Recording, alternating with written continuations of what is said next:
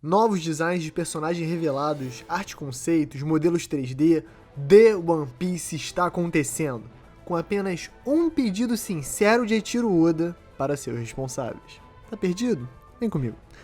One Piece teve seu primeiro episódio em 1999, e depois de 25 anos ele vai ter um remake da sua primeira saga, enquanto, ao mesmo tempo, novos episódios lançam semanalmente por outro estúdio completamente diferente. Mas que, junto à Netflix, também está colaborando com o Estúdio Witch para recriar a lendária obra de Eiichiro Oda e ainda se manter fiel à sua icônica visão. Afinal, a união faz a força. Desde o anúncio tivemos muita especulação. É polêmico por si só fazer um remake de um anime que ainda está sendo serializado, mas One Piece é um produto tão particular e único que na verdade faz completo sentido. No dia 11 de agosto tivemos uma live oficial comemorando o One Piece Day, e nela tivemos todas as informações reveladas sobre o remake chamado de The One Piece. Primeiro, uma sessão de 21 minutos que apresentava os principais nomes do projeto, aliada a uma entrevista junto de imagens da produção do anime no estúdio, ilustrando bem o que podemos esperar dessa nova adaptação. Vai valer a pena? O Oda tá diretamente envolvido? Os novos designs são polêmicos? Os caras são bons? Relaxa, eu vou responder isso tudo. Mas antes, fala galera, Chapéu de Palha aqui, eu sou o Derek, já deixa o like, já se inscreve. Hoje vamos entrar de cabeça nas novas informações sobre The One Piece. E também comentar sobre o sensacional episódio 1115, teve cenas absurdas do Kuzan, do Barba Negra, hype demais. Então, Alanzito, sem mais delongas, chama a vinheta.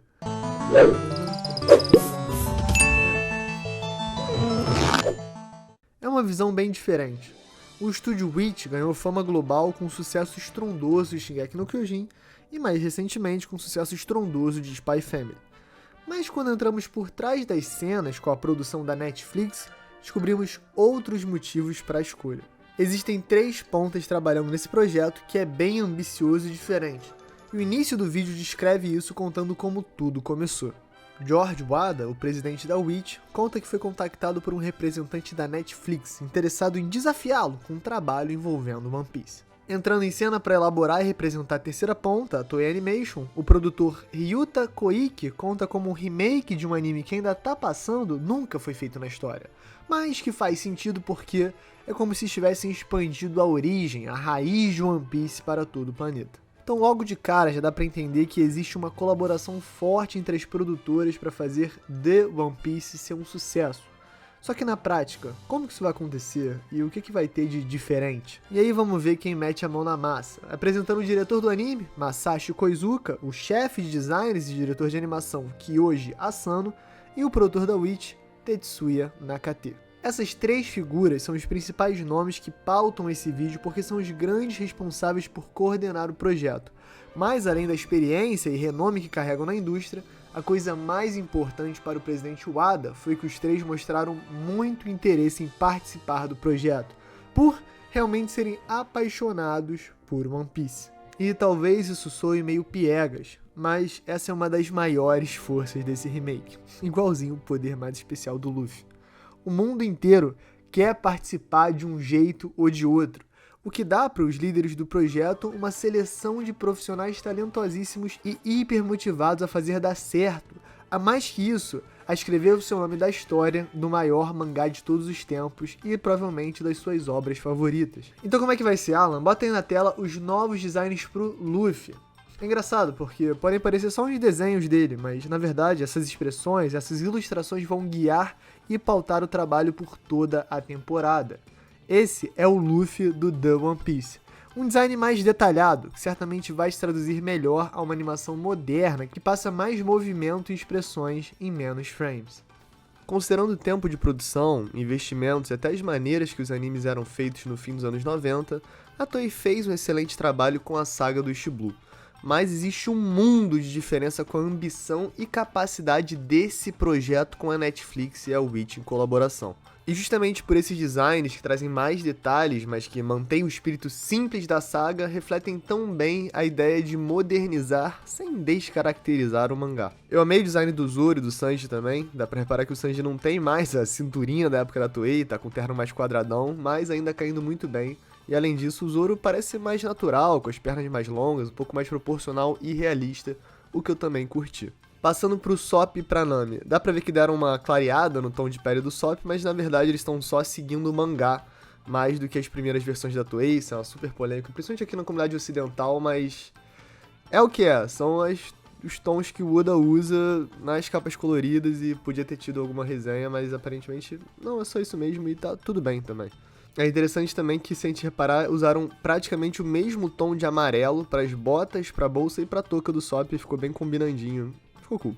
A Nami também teve o seu design revelado, também ficou super bacana, já dá aquela vibe de Nami malandra de início do mangá, essa blusinha aí igual ela vê, branca e azul, não engana ninguém, mas que a gente sabe que vai fazer a gente chorar que nem criança muito em breve. Tá, e você, curtiu os designs novos?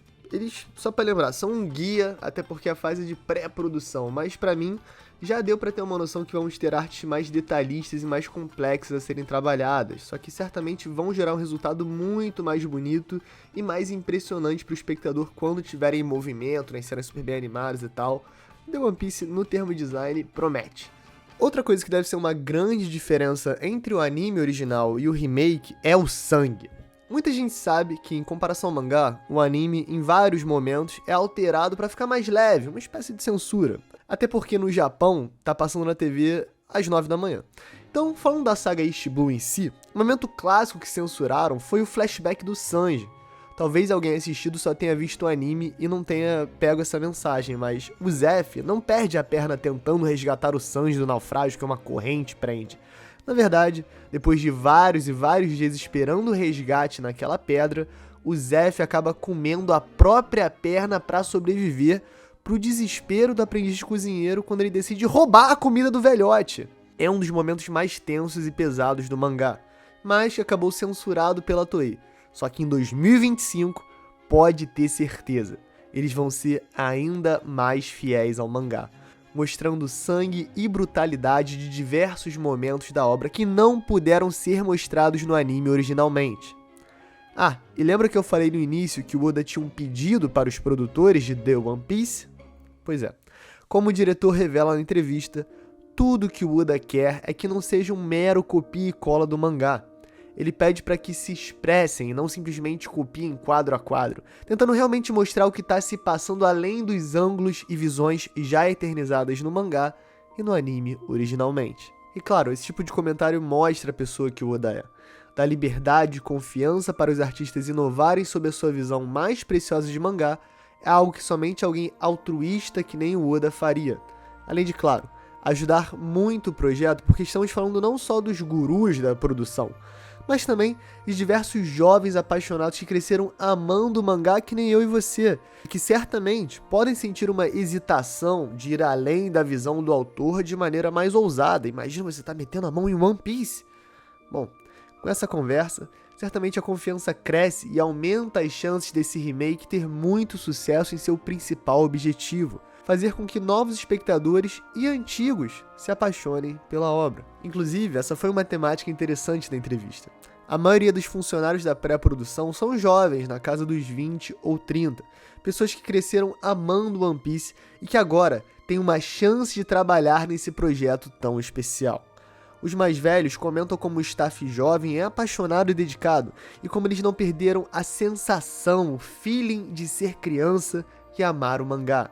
Algo que é muito importante no feedback e também nas tomadas de decisão. Eu tô ficando hypado, hein? Esse vídeo tá me deixando otimista. A vontade é me aprofundar em cada segundo da entrevista, mas vamos lá. A ideia geral é que eles estão sendo hiper cuidadosos para fazer jus ao mundo vivo do Oda.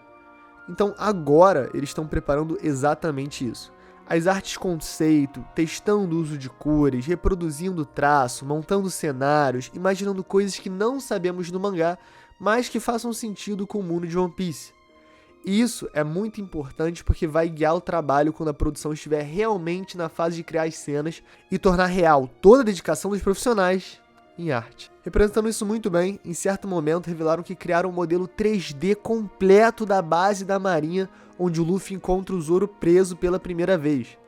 Tudo é mapeado e dá uma sensação de realismo e proporção que vai ajudar os artistas a incorporar vida nesse plano de um jeito super moderno e inteligente. Tá tudo certo, Derek, mas e aí? Vai ser só uma temporada e acabou? O diretor também falou sobre isso. E olha, Mais uma ótima notícia. Ele disse que encara como um projeto a longo prazo, considerando que, se o público gostar, eles vão continuar sim produzindo temporada a temporada, saga a saga, e quem sabe um dia vamos ter One Piece todo do zero, em uma versão moderna e ainda mais maravilhosa. É lindo ver ele dizendo que quer criar isso pra sempre, uma coisa que as pessoas amam tanto e que ele também ama tanto. Deve ser o trabalho dos sonhos. Então, me conta, você tá hypado igual o diretor de The One Piece? Faltou alguma coisa ser comentada? Me responde aí, porque eu tô com hype lá em cima, eu acho que vai ser sensacional, maravilhoso, tô falando isso desde o início, mas com novas informações, um novo hype. Agora, Garp versus Kuzan e Garp versus Barba Negra. Vamos falar do que rolou de melhor. Primeiro, a tensão do bar. Parecia um verdadeiro western, né? O anime elevou o mangá num aspecto de que ele tornou esses dois rivais como se fossem dois pistoleiros no Velho Oeste. Em que sentido? Em vez de estar com as mãos pronto para sacar a arma na hora certa, na verdade estamos falando dos poderes das Akuma no Mi. E isso foi completamente genial, porque ao invés do combate letal, nós temos, na verdade, pumba-lhe, diversão, alegria, humor, já entra um pianinho. E aí a gente tem uma perspectiva genial dos dois abraçados em 360, aquela coisa bem cartunesca, bem divertido, o anime sempre fresco, com novos ângulos, novas ideias, novas animações, coisa de qualidade, coisa fina. Outro highlight incrível foi a descrição do Homem da Cicatriz das Chamas, o terror, né, o medo.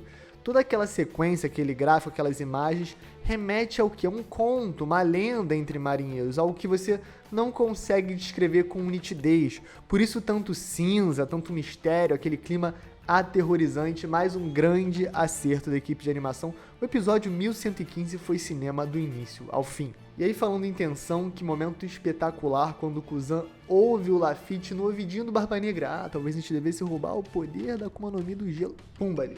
Tá maluco? Quer ir pro fundo da geladeira? Quer ir pro freezer? Pá!